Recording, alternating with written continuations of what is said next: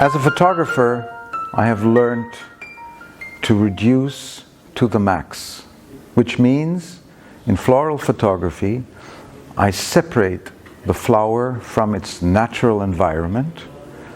I set it on its own majestic stage, which gives it that very certain appealing and approach. So I give it a backdrop that is neutral, so it's either a gray or it has this like a cloudy backdrop, but it's neutral, it's black and white. And the only color we have is the flower itself. What most people forget is that flowers are living creatures, just as we humans are. It is essential and very important to create awareness for these topics because, as we all know, our natural environment is dying at a horrendous pace. Plants can communicate just like we can, but their way of communication goes much deeper than we ever expected. As a photographer and an artist, I want to underline that point because most people have a complete wrong view of what plants really are. So, as an artist, again, I have the possibility, through my ability, of creating awareness in a fantastic, sophisticated way, through detail, through the beauty that I expose in my images, to create this awareness and respect that we should have towards plants. I grew up in one of the most beautiful countries in Asia. I grew up in an environment of over 7,000 islands. Many islands were jungles, lush, wide, big, saturated jungles, full of orchids, wild orchids, different plants. I was inspired in my youth because my parents took me into the jungles. We went inside, we cut some plants, we brought them back home, we planted them in our garden. My mother used to collect orchids. So we had, in the big mango trees we had orchids hanging from them. My father helped me build a tree house in one of the mango trees that I, well, more or less stayed overnight. Long times of my time I spent in nature.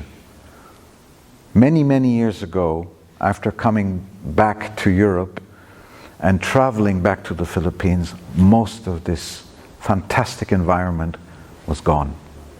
It was burnt, it was logged off, it was cut, it was diminished. I was shocked.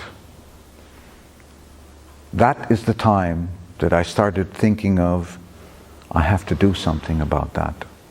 We have to stop killing ourselves and killing our plants and our environment and everything that surrounds us and nourishes us with food, with air to breathe, with all these factors that are so vital and important but we never really care about.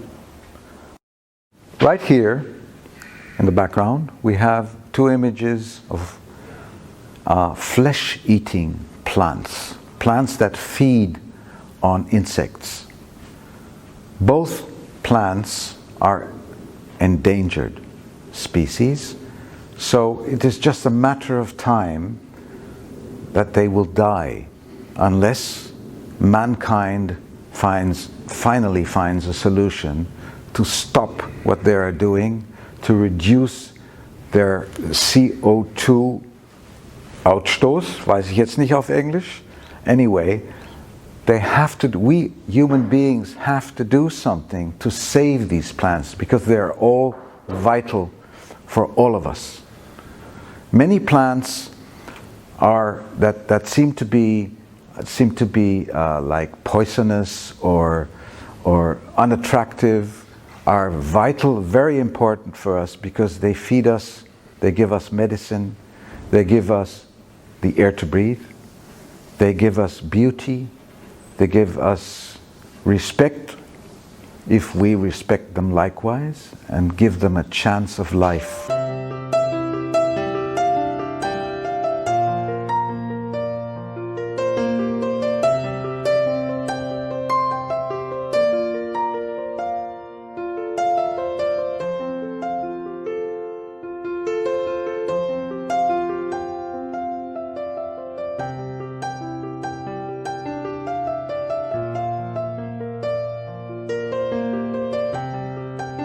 What I usually do is a method I call light painting, a method that I have developed and specified into the natural environment of the digital age.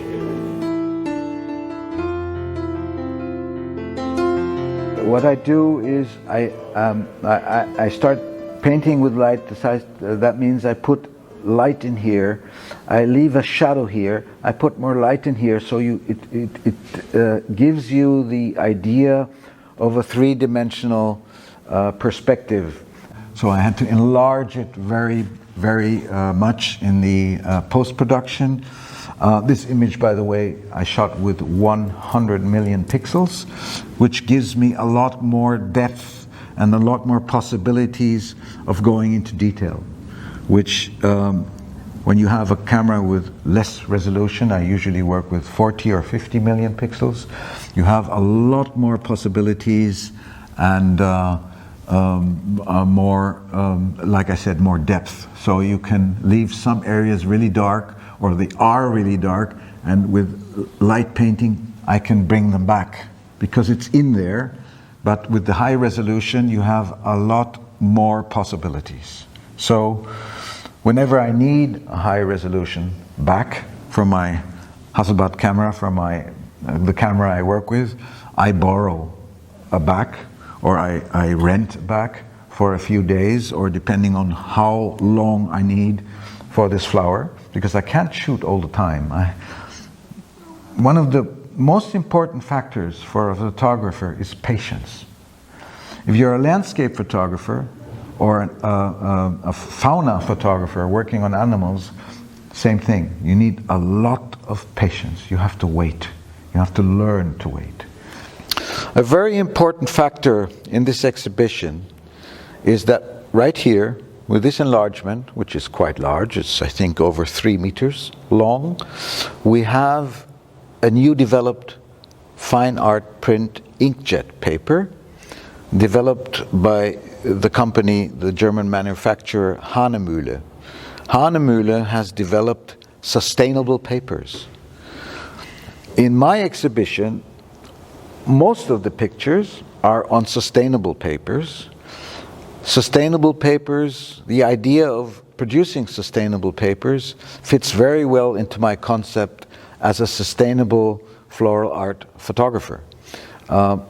Hahnemühle makes 3 new novelties. One is hemp, one is agave, which could be sisal in other words, and they have bamboo. And these 3 papers have enormous saturation, depth, and a very interesting structure, each and every one of them with their own special structure.